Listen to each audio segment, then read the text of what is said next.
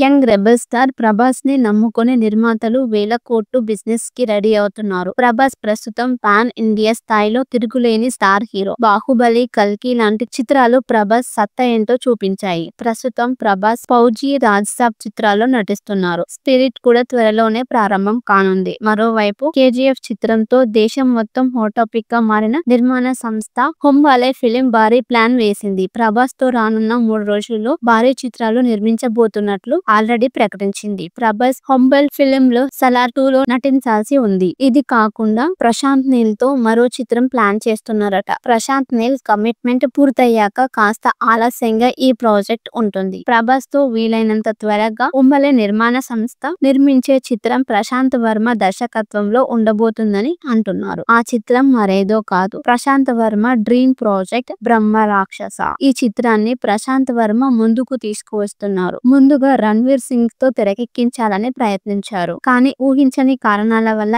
ఈ కాంబినేషన్ ముందుకి వెళ్ళలేకపోయింది. దీంతో ప్రశాంత్ వర్మ ప్రభాస్ తో అత్యంత భారీ బడ్జెట్ లో ఈ చిత్రాన్ని నిర్మించనున్నారు. హంబిల్లే బ్యానర్ లో ప్రభాస్ తో మూవీ చేయబోయే మరో దర్శకుడు లోకేష్ కనకరాజన్ అని ప్రచారం జరుగుతుంది. ఈ ముగ్గురు దర్శకులు పాన్ ఇండియా స్థాయిలో నిరూపించుకున్న వారే. సరిగ్గా ప్లాన్ చేస్తే ఒక్క చిత్రం 2000 కోట్లు వసూలు రాబట్టే అవకాశాలు ఉన్నాయి. అయితే ఈ ముగ్గురు దర్శకులు మనసు పెడితే 6000 కోట్లు కష్టం కాకపోవచ్చు.